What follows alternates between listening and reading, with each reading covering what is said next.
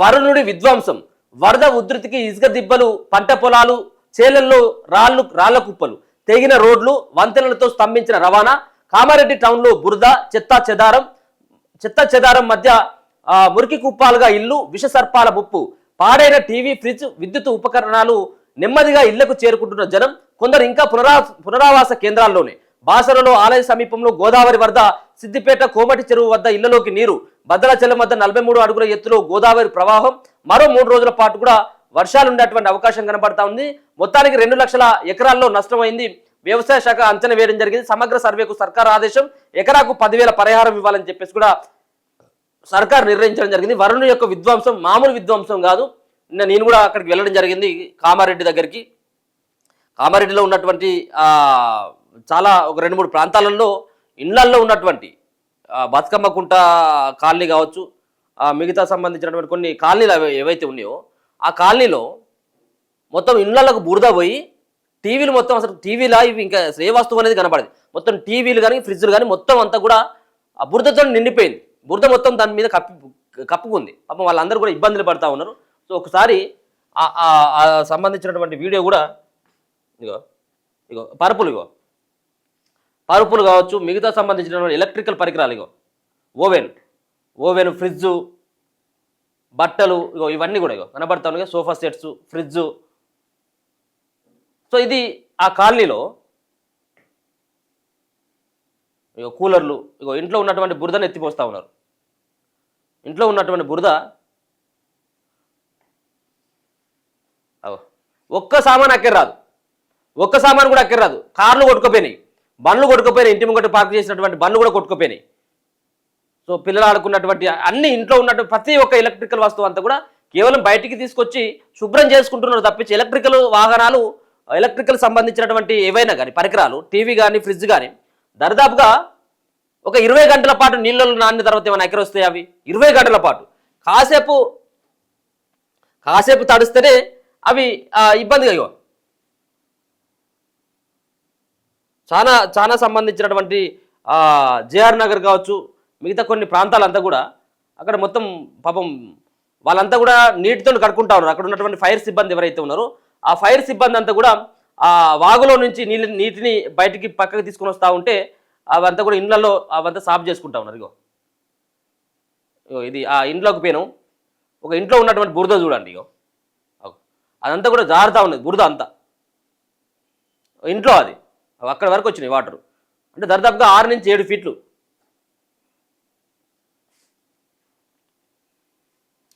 చాలా ఘోరమైనటువంటి పరిస్థితి.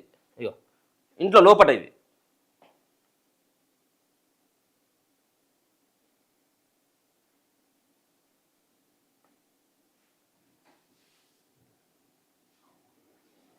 సో ఇది పరిస్థితి కామారెడ్డిలో. ఇప్పుడిప్పుడే మళ్ళీ అక్కడ ఉన్నటువంటి ప్రజలంతా కూడా మళ్ళీ ఇళ్లలోకి వస్తూ ఉన్నారు. ఆ ఇంటిని చూసి కన్నీరు మున్నీరుగా విలపిస్తూ ఉన్నారు. ఇది అసలు మా ఇల్లేలే అని చెప్పేసి కూడా వాళ్ళంతా కూడా ఆవేదన వ్యక్తం చేస్తూ ఉన్నారు. చెరువులు కబ్జాలు కావచ్చు, అటు పక్కన ఉన్నటువంటి కొంత ఆ ల్యాండ్ని కబ్జా చేసుకొని అదంతా ఆడ భారీ నిర్మాణాలు ఏర్పాటు చేయడంతో ఆ వాటర్ అంతా కూడా ఇటు వచ్చినట్టుగా తెలుస్తూ ఉన్నది. సో ఎక్కడైనా కానీ ఈ యొక్క కబ్జాలతోటే మొత్తం చెరువులు కబ్జాలు, కుంటలు కబ్జాలు, వచ్చేటువంటి నీరు వెళ్ళేటువంటి ఏదైతే మార్గం ఉంటుందో ఆ మార్గాలను సైతం కూడా కబ్జా చేయడంతో ఈ విధమైనటువంటి పరిస్థితులు వస్తూ ఉన్నాయి. చెరువులు ఎక్కడైనా కనబడతా, గ్రామాలలో కూడా చెరువులు కుంటలు మొత్తం అన్ని కూడా కబ్జాలు అయిపోతూ ఉన్నాయి. మరి నీళ్ళు ఎక్కడికి పోవాలి? పడ్డటువంటి వర్షం యొక్క నీళ్లు వరదంతా ఎట్టుపోవాలి? అది ఇళ్ళలోకి వస్తుంది. సో అదే జరిగింది అక్కడ.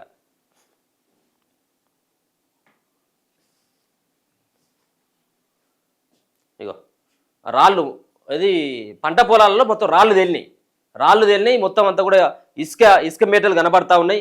సో రహదారులన్నీ కూడా పూర్తిగా ధ్వంసం అయిపోయినాయి. రాకపోకలు కూడా ఇంకా ఇబ్బందిగానే ఉన్నది.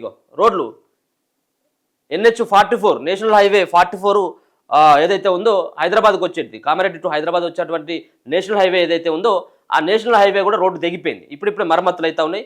బురదలో పాడైనటువంటి వస్తువులు బయట ఉంచినటువంటి జిఆర్ కాలనీకి సంబంధించినటువంటి వాసులు అంతా కూడా ఇదంతా కూడా చూసుకో. సో చాలా ఇబ్బంది అయ్యేటువంటి పరిస్థితి కనబడతా ఉంది. పంట చేళ్ళు అయితే దారుణంగా దెబ్బతినిపోయినాయి. ఇక ఏమొస్తాయి?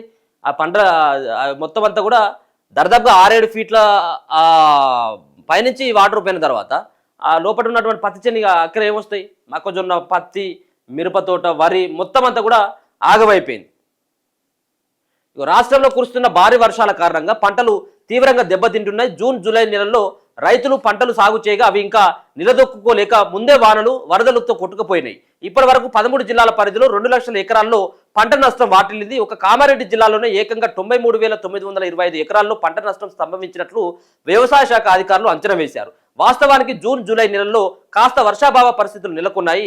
ఆగస్టులో మాత్రం వర్షాలు దంచి కొడుతున్నాయి.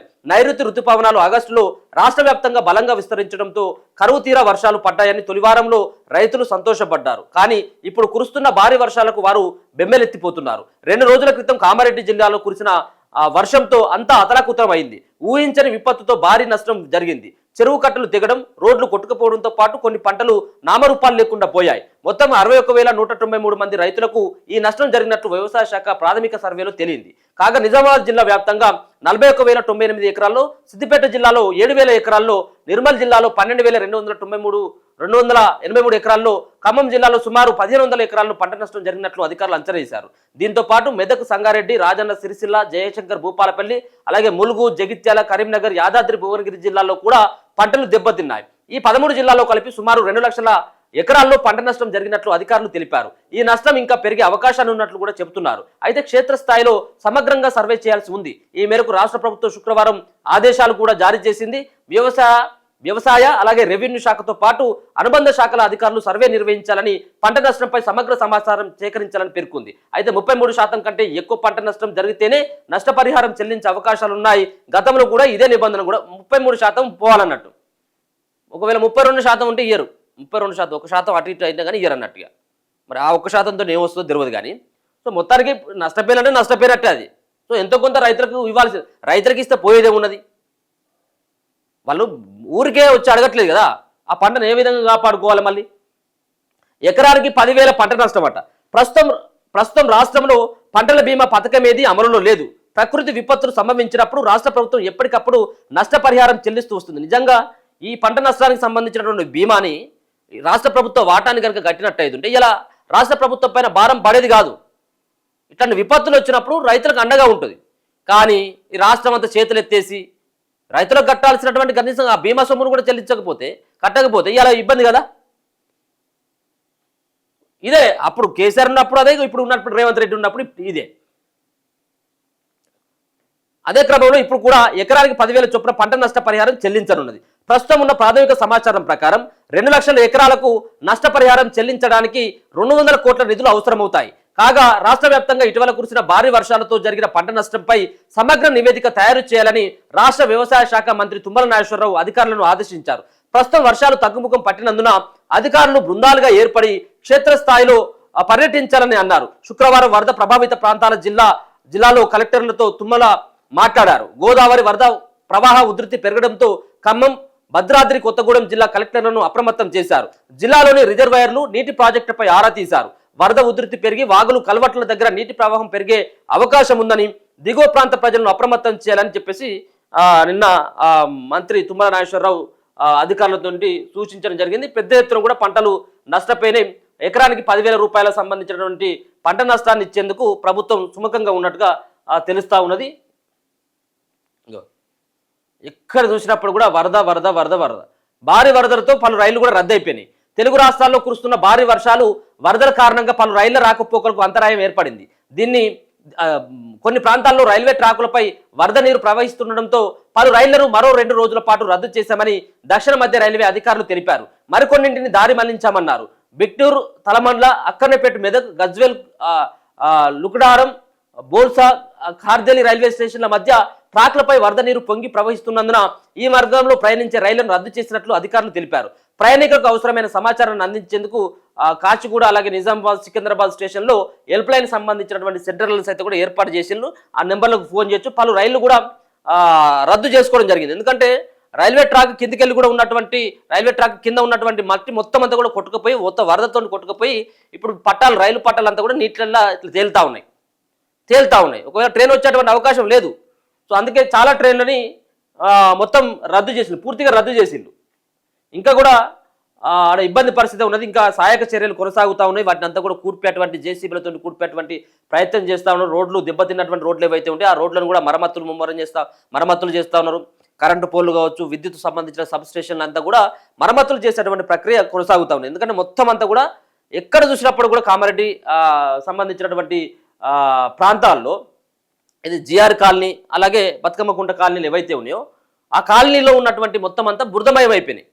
సో వాటన్నిటి కూడా ఇంకా మళ్ళీ ఒక వారం రోజులు అవుతుంది. అది మొత్తం పూర్తి స్థాయిలో అక్కడ మళ్ళీ ఆ కాలనీని గతంలో ఉన్నటువంటి కాలనీగా చూడాలంటే ఇంకొక వారం రోజులు పడుతుంది. అక్కడ మళ్ళీ ఇంకా నిన్న రాత్రి కూడా వర్షం వచ్చిందట. అక్కడ ఒక వారం రోజుల పాటు వర్షం కనుక లేనట్టయితుంటే మళ్ళీ అది కంట్రోల్లోకి వస్తుంది. లేకపోతే మళ్ళీ అటువంటి వర్షం కనుక పడ్డట్టయితుంటే మళ్ళీ ఒకసారి కనుక వర్షం పడితే అసలు కామారెడ్డి ప్రాంతం అనేది అసలు మిగిలేటువంటి పరిస్థితి లేదు.